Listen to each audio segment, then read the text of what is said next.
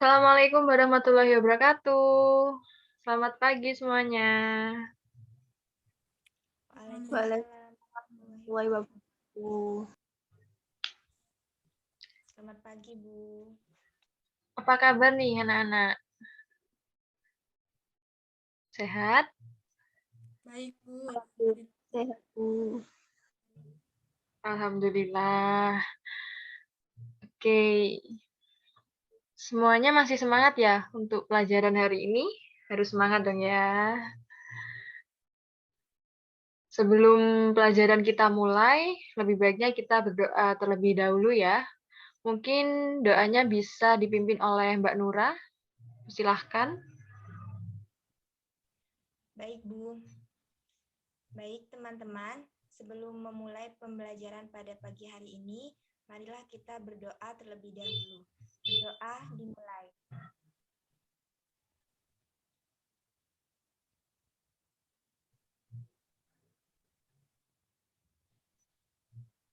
Berdoa selesai. Oke, selanjutnya terima kasih ya Mbak Nura. Selanjutnya saya akan mulai absen ya. Absen pertama yaitu Mbak Fitrianingsih. Hadir? Hadir, Bu. Hadir. Oke, selanjutnya Mbak Nadia Novitasari. Hadir? Hadir, Bu. Hadir. Oke, selanjutnya Mbak Bella Mareta. Hadir? Hadir, Bu. Oke. Yang terakhir Mbak Siti Nuraini. Hadir ya? Hadir, Bu. Hadir, Bu. Ya. Oke, sekarang kita akan membahas tentang lembaga keuangan bukan bank ya. Oke, jadi tujuan pembelajaran kita hari ini yaitu agar kalian mampu menjelaskan pengertian lembaga keuangan bukan bank. Lalu selanjutnya kalian dapat menyimpulkan fungsi lembaga keuangan bukan bank. Lalu dapat mengkategorikan jenis-jenis lembaga keuangan bukan bank.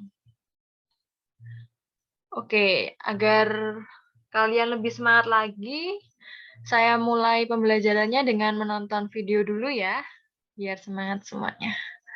Oke, sebentar.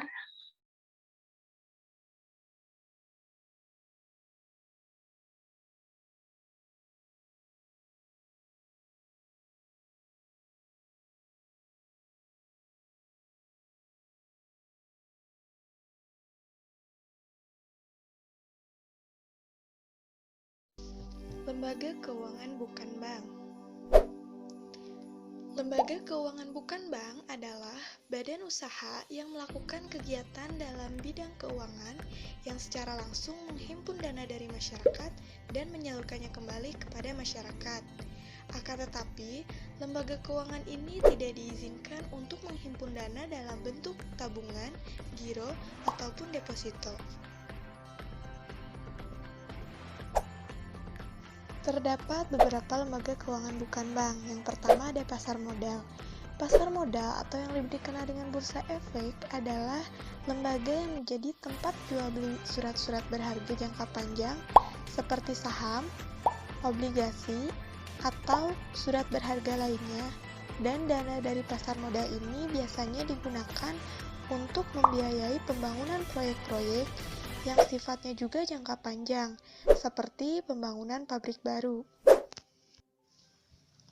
Selanjutnya, terdapat fungsi dari pasar modal. Yang pertama, sebagai sarana penambahan modal bagi usaha. Yang kedua, sebagai sarana pemerataan pendapatan. Sebagai sarana peningkatan kapasitas produksi. Sebagai sarana penciptaan tenaga kerja.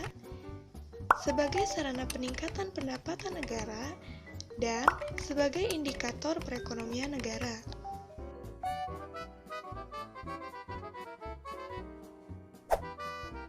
Selanjutnya adalah perusahaan asuransi.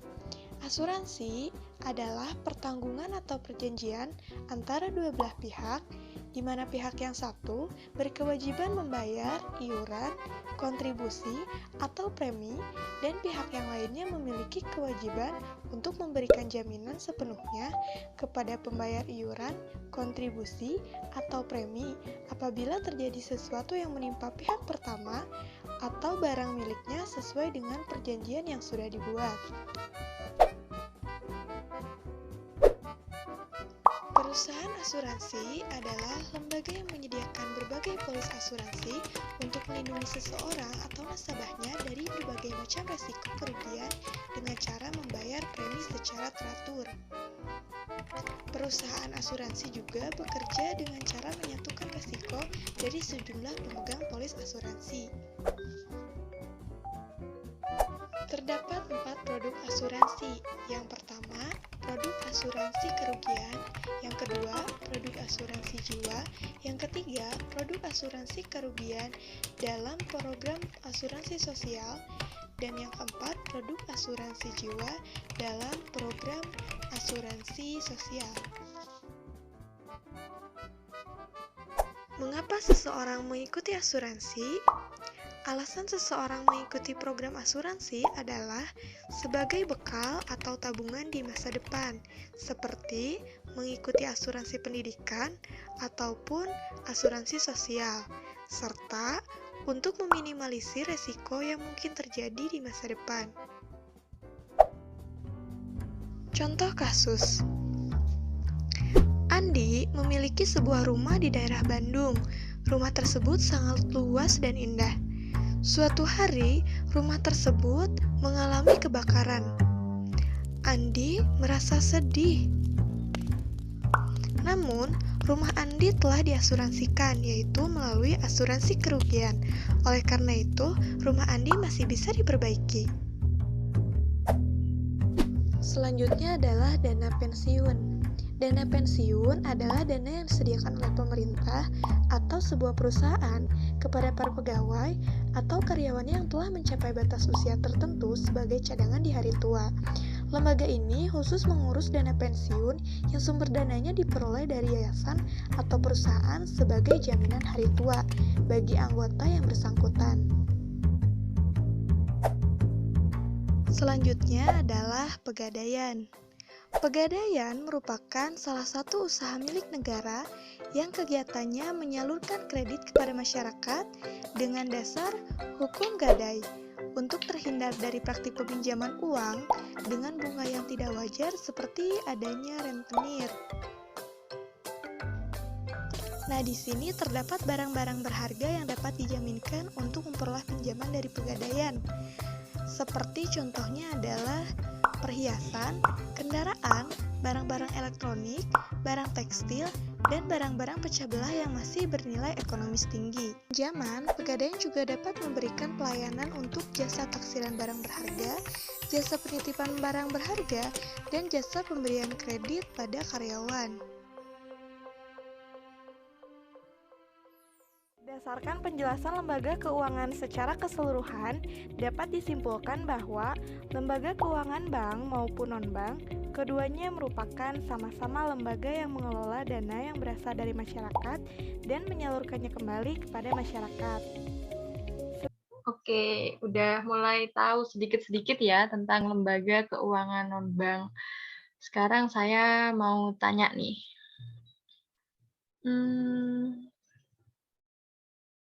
Apa sih lembaga keuangan bukan bank? Tadi udah ada loh ya, udah dijelasin di videonya. Saya Bu, izin menjawab. Ya, silahkan Mbak Nura. Jadi, lembaga keuangan bukan bank itu merupakan badan usaha di bidang keuangan yang boleh menghimpun dan menyalurkan dana kepada masyarakat, tetapi bukan dalam bentuk tabungan, giro, ataupun deposito. Wah, benar nih, Pak. Keren, Mbak Nura. Benar nih jawabannya. Oke, selanjutnya saya akan menjelaskan lebih dalam lagi ya tentang lembaga keuangan bukan bank. Saya share screen sebentar.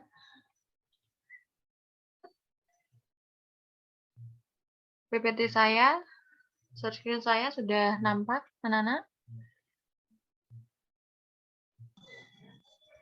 Masih belum, Bu. Sudah. Sekarang sudah ya, teman? Sudah. Oke. Jadi hari ini kita belajar lembaga keuangan bukan bank. Lembaga keuangan bukan bank atau LKBB. Ini pendapatnya berbeda dari pendapatnya Mbak Nura ya, tapi tetap sama aja. Jadi lembaga keuangan bukan bank adalah badan usaha yang melakukan kegiatan usaha di bidang keuangan secara langsung ataupun tidak langsung, menghimpun dana dari masyarakat dan menyalurkannya kembali kepada masyarakat untuk kegiatan produktif. Lalu fungsi lembaga keuangan bukan bank. Nah, untuk fungsi dan peranan lembaga keuangan bukan bank ini hampir sama dengan lembaga keuangan yang berbentuk bank. Jadi fungsinya itu menghimpun dana dari masyarakat yang kelebihan dana, membantu dunia usaha dalam meningkatkan produktivitas barang atau jasa, memperlancar distribusi barang atau jasa, mendorong terbukanya lapangan pekerjaan. Lalu untuk jenis-jenis lembaga keuangan bukan bank. Oke, jadi jenis-jenis lembaga keuangan di sini ada 5, yaitu pegadaian, yang kedua perusahaan asuransi, yang ketiga dana pensiun, yang keempat perusahaan anjak piutang, dan yang kelima perusahaan modal ventura. Oke, jadi saya akan jelaskan satu-satu ya mengenai jenis-jenis lembaga keuangan bukan bank, dimulai dari pegadaian. Oke, menurut Peraturan Pemerintah Nomor 10 tentang Perusahaan Umum Pegadaian itu, pegadaian diartikan sebagai kegiatan menjamin barang-barang berharga kepada pihak tertentu guna memperoleh sejumlah uang dan barang yang dijaminkan akan ditebus sesuai dengan perjanjian antara nasabah dengan lembaga gadai.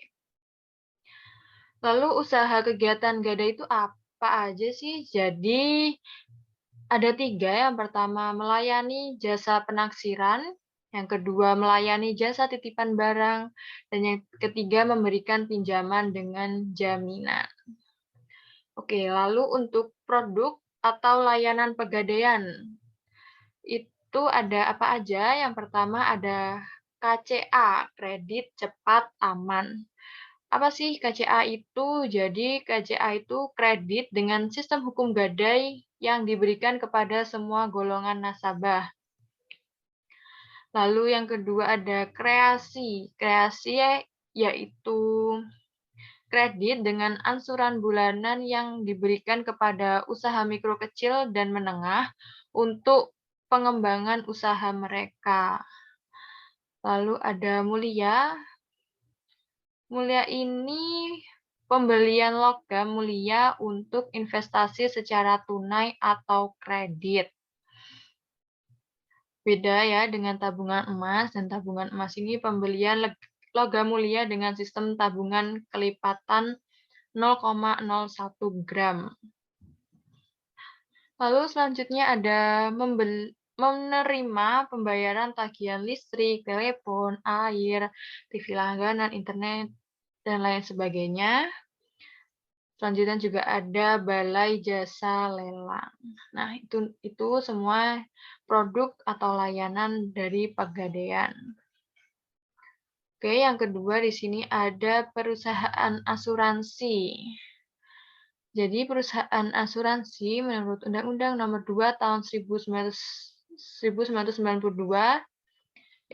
asuransi adalah perjanjian antara dua pihak atau lebih, di mana penanggung mengikatkan diri kepada tertanggung dengan menerima premi asuransi untuk memberikan penggantian kepada tertanggung karena kerugian, kerusakan, atau kehilangan keuntungan yang diharapkan, atau bisa juga tanggung jawab hukum kepada pihak ketiga yang mungkin akan diderita tertanggung yang timbul dari suatu peristiwa yang tidak pasti, atau untuk memberikan suatu pembayaran yang didasarkan atas meninggal atau hidupnya seseorang yang dipertanggungkan.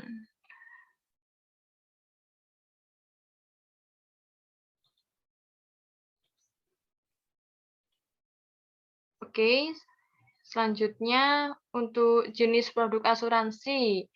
Di antaranya ada asuransi kesehatan.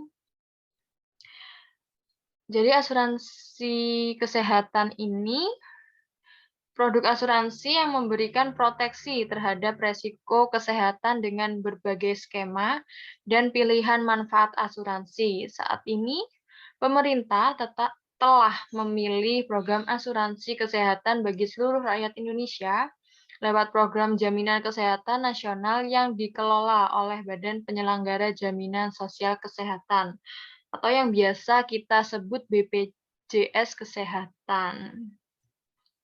Lalu ada asuransi pendidikan. Asuransi pendidikan ini layaknya tabungan masa depan untuk menjamin kelangsungan pendidikan di tengah mahalnya biaya pendidikan dari tingkat dasar hingga perguruan tinggi. Jadi saat ini banyak produk tabungan bank yang otomatis digabung dengan asuransi pendidikan. Lalu ada asuransi jiwa. Asuransi jiwa ini asuransi yang memberikan perlindungan jika terjadi resiko kematian pada pemegang polis. Asuransi ini tentunya akan memberikan perlindungan jangka panjang terhadap ahli waris jika tutup usia. Lalu ada asuransi mobil, yaitu asuransi perlindungan terhadap mobil pribadi dari resiko bencana alam, kebakaran, kerusakan, dan kecelakaan. Jadi, jika seseorang memiliki mobil, penting untuk mengasuransikannya karena resiko saat berkendara sangatlah tinggi ya, karena jalanan itu ramai sekali, maka produk asuransi ini cocok untuk yang memiliki mobil.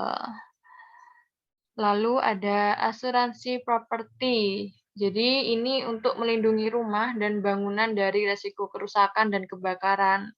Sama seperti asuransi mobil, tapi kalau ini untuk properti di rumah, terus juga rumah dan bangunan seperti itu.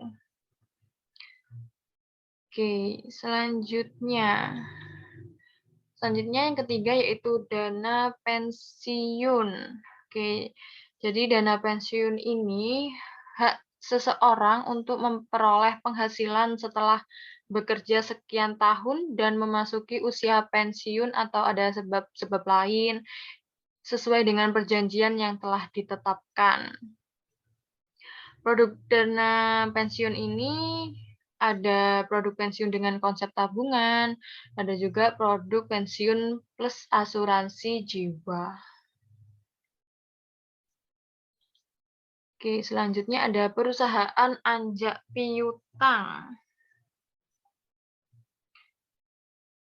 Perusahaan anjak piutang ini,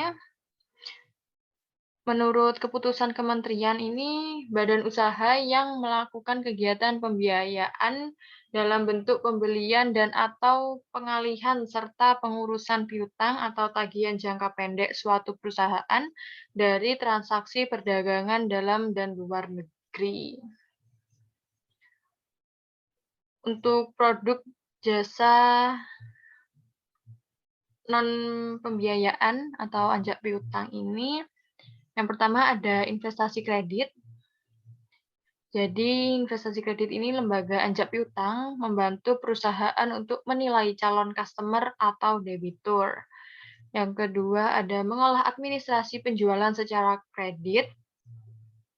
Yang ketiga mengawasi atau memonitor penjualan yang dilakukan klien termasuk menetapkan prosedur penagihan. Lalu yang keempat memberikan masukan atau mengusahakan cara pengamanan terhadap resiko piutang, terutama jika transaksi perdagangan secara internasional itu rentan terhadap resiko terjadinya fluktuasi kurs valuta asing. Seperti itu. Lalu ada perusahaan modal ventura. Oke, jadi modal ventura adalah suatu investasi dalam bentuk pembiayaan berupa penyertaan modal ke dalam suatu perusahaan swasta sebagai pasangan usaha untuk jangka waktu tertentu.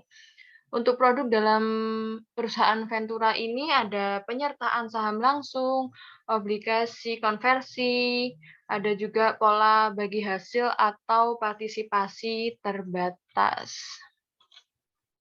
Oke, selesai ternyata pembelajaran kita mengenai lembaga keuangan bukan bank. Oke, sebentar. Oke, mungkin dari anak-anak semua ada yang kurang paham atau ada yang perlu ditanyakan lagi, silahkan ya. Saya Bu ingin bertanya. Oh, Mbak Bella Mareta. Oke, silahkan Mbak Bella, pertanyaannya apa? Baik, saya ingin bertanya mengenai keuntungan lembaga keuangan non-bank itu diperoleh dari mana ya Bu? Oke, pertanyaan Mbak Bella yaitu keuntungan lembaga keuangan non-bank itu diperoleh dari mana ya? Oke, saya langsung jawab.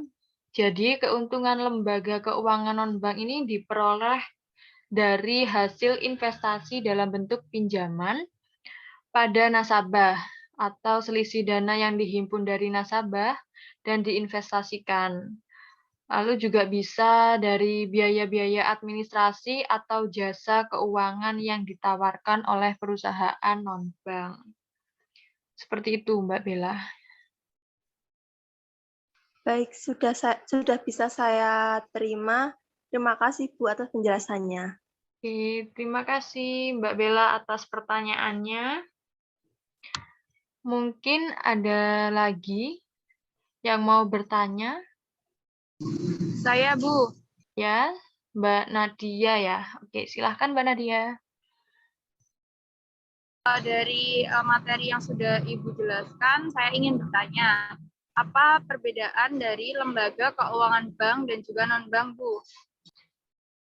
Oke, pertanyaannya perbedaan apa ya? Perbedaan lembaga keuangan bank dan non-bank.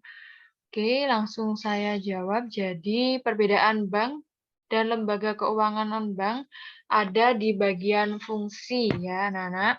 Jadi, lembaga keuangan bank ini memiliki fungsi untuk mengumpulkan dana dari masyarakat secara langsung, kemudian menawarkan jasa lainnya seperti menyimpan dana dengan jangka waktu tertentu atau memberikan pinjaman hingga memudahkan transaksi. Sedangkan lembaga keuangan non-bank ini mengumpulkan dana masyarakat secara tidak langsung dan menggunakannya demi berbagai keperluan. Oke, seperti itu mungkin ya, Mbak Nadia, perbedaannya bank dan lembaga keuangan non-bank. Gimana? Baik, Bu. Bisa saya terima. Sudah paham, Bu? Oke. Lalu sekarang karena semuanya sudah paham ya, saya akan memberikan diskusi untuk kita semua. Diskusinya saya bagi menjadi 2 kelompok. Kelompok pertama ada Mbak Nura dan Mbak Fitri. Kelompok kedua ada Bella dan Nadia. Jadi bahan diskusinya yaitu menurut pendapat kalian, mengapa di setiap negara perlu ada lembaga keuangan, baik itu lembaga keuangan bank maupun non-bank. Nah, untuk diskusinya saya beri waktu 5 menit saja ya, karena ini diskusi singkat. Oke, silahkan untuk teman-teman berdiskusi.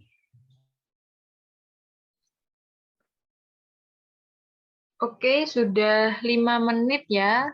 Diskusinya udah selesai. Sekarang waktunya menyampaikan hasil diskusi. Mungkin untuk masing-masing kelompok bisa diwakilkan aja ya. Bisa dimulai dari kelompok 1. Silahkan kelompok 1. Ada Mbak Nura dan Mbak Fitri. Siapa yang mau mewakilkan? Saya, Bu. Oh, Mbak Fitri. Oke, silahkan Mbak Fitri. Gimana pendapatnya? Jadi menurut hasil diskusi kelompok kami, kelompok pertama yaitu lembaga keuangan, baik itu bank maupun lembaga keuangan bank atau bukan bank ini mempunyai peran yang sangat penting bagi aktivitas perekonomian. Peran strategis lembaga keuangan tersebut sebagai wahana yang mampu menghimpun dan menyalurkan dana masyarakat secara efektif dan efisien ke arah peningkatan taraf hidup rakyat. Apalagi lembaga keuangan bukan bank ini memiliki salah satu peran sebagai penghimpun dana dengan mengeluarkan surat berharga untuk disalurkan kepada masyarakat. Saluran dana tersebut bisa digunakan untuk membiayai investasi di berbagai perusahaan sehingga nantinya taraf hidup masyarakat bisa lebih meningkat. Baik, itu hasil diskusi kelompok pertama. Terima kasih. Oke, baik. Terima kasih Mbak Fitri. Mungkin bisa dilanjut dulu dengan kelompok kedua. Silahkan siapa?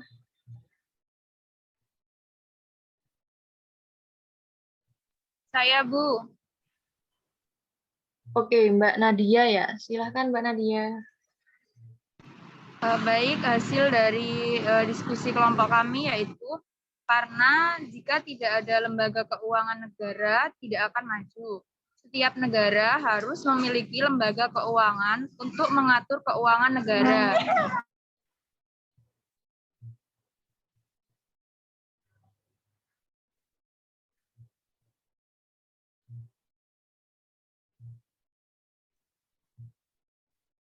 Kemudian selain itu mencatat pendapatan negara maupun pengeluaran uang negara. Lembaga keuangan juga harus menjaga kestabilan ekonomi dengan menyediakan dana yang diperlukan masyarakat dalam kondisi mendesak. Oke, sudah Mbak Nadia? Sudah, Bu. Sekian yang bisa saya sampaikan dari hasil diskusi kelompok saya, Bu. Ya, baik. Terima kasih Mbak Nadia. Terima kasih kelompok 1 dan kelompok 2. Mungkin ada pertanyaan lagi atau sanggahan terdapat sama pendapat teman-teman kalian yang udah berpendapat gimana?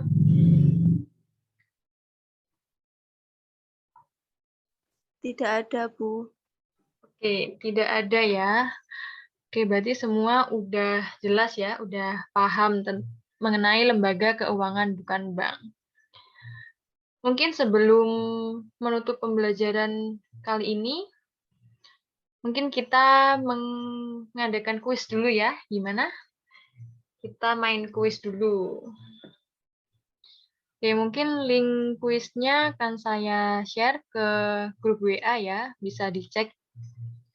Sekarang bisa dicek.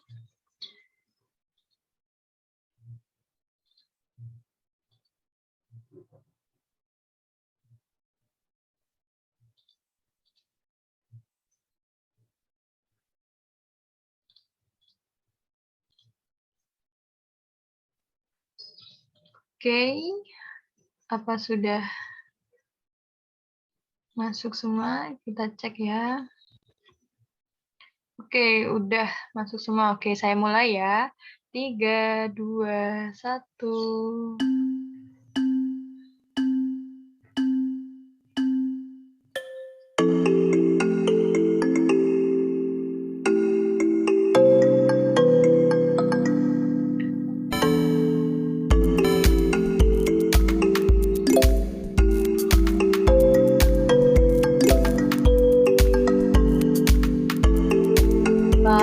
Yang pertama ada Mbak Fitri.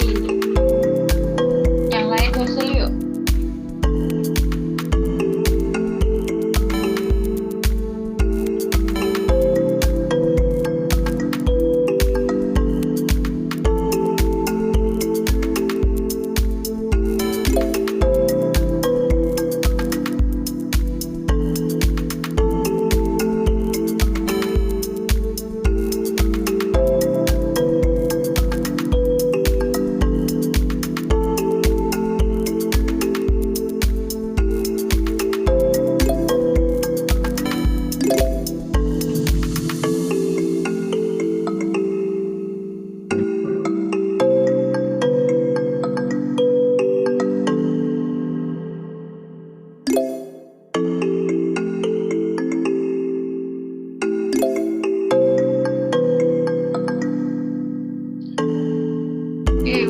pertama ada Mbak Nadia sekarang.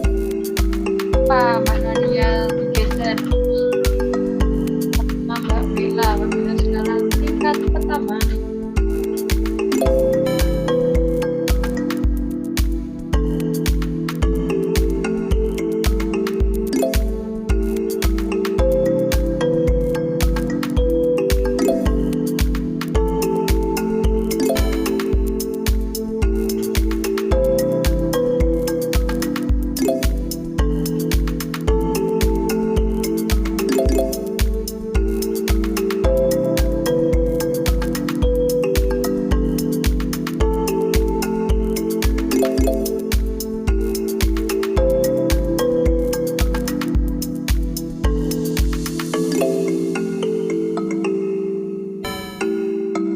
Mbak Fitri sekarang di urutan pertama.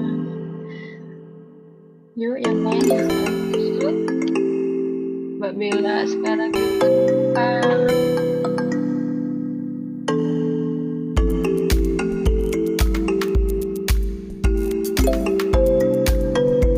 Mbak Bella sekarang di urutan pertama. Dan menggeser Mbak Fitri ya.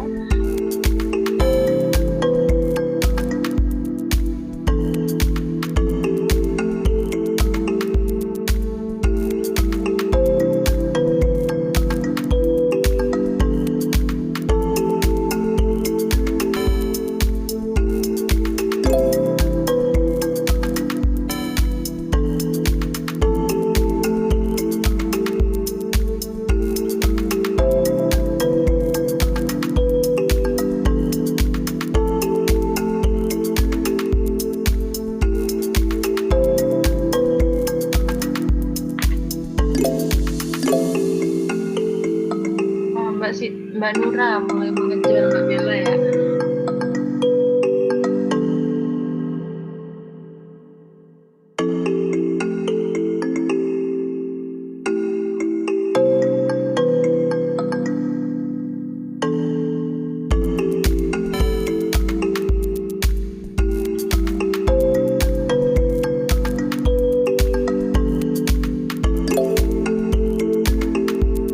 Mbak Bella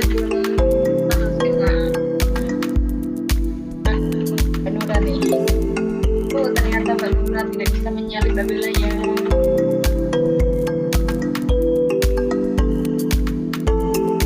Jadi juara pertamanya ada Mbak Bella.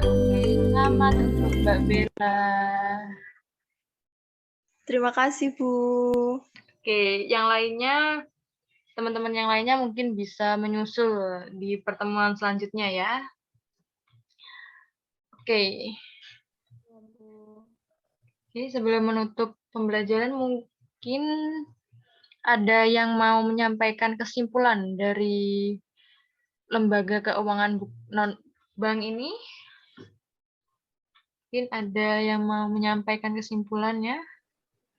Saya, Bu. Oke, Mbak Bella, dipersilahkan. Baik, kesimpulan dari pertemuan hari ini yaitu lembaga keuangan bukan bank adalah badan usaha yang melakukan kegiatan usaha di bidang keuangan secara langsung maupun tidak langsung dan menghimpun dana dari masyarakat dan menyalurkan kembali kepada masyarakat untuk kegiatan produktif. Selanjutnya, fungsi dan tujuan dari lembaga keuangan non-bank ini adalah menghimpun dana dari masyarakat dengan cara menerbitkan surat-surat berharga, lalu menyalurkan kembali dana tersebut untuk membiayai permodalan bagi perusahaan-perusahaan yang membutuhkan, menyediakan bantuan modal dalam bentuk kredit kepada masyarakat agar tidak terjebak dalam hutang dengan bunga tinggi yang diterapkan oleh rentenir. Selanjutnya, lembaga keuangan non-bank mempunyai peran penting dalam menciptakan layanan jasa keuangan yang beragam sesuai kebutuhan masyarakat. Tidak mengherankan jika jenis lembaga keuangan ini cukup banyak di Indonesia. Jenis-jenis lembaga keuangan bukan bank atau LKBB ini adalah penggadaian, perusahaan asuransi, dana pensiun, perusahaan ajak piutang, dan perusahaan modal ventura. Sekian, Bu, yang dapat saya sampaikan. Wah, keren banget nih, lengkap banget ya kesimpulan dari Mbak Bella. Oke, karena saya rasa pembelajaran hari ini udah cukup ya. Anak-anak semua juga udah paham mengenai lembaga keuangan bukan bank. Mungkin apa bisa saya tutup sekarang atau masih ada pertanyaan lagi? Sudah cukup, Bu. Oke. Oke, sudah cukup ya. Mungkin kita akan bertemu di minggu depan ya. Pertemuan minggu depan kita akan belajar bareng lagi. Oke. Terima kasih semuanya. Terima kasih antusiasnya untuk belajar di hari ini. Mungkin kalau ada pertanyaan lagi bisa WA saya ya. Bisa WA saya, bisa WA di grup seperti itu. Nanti biar teman-temannya juga tahu. Oke, terima kasih anak-anak untuk pembelajaran hari ini. Saya tutup. Wassalamualaikum warahmatullahi wabarakatuh. Waalaikumsalam warahmatullahi wabarakatuh. Bu. Terima kasih, Bu. Ya, sama-sama.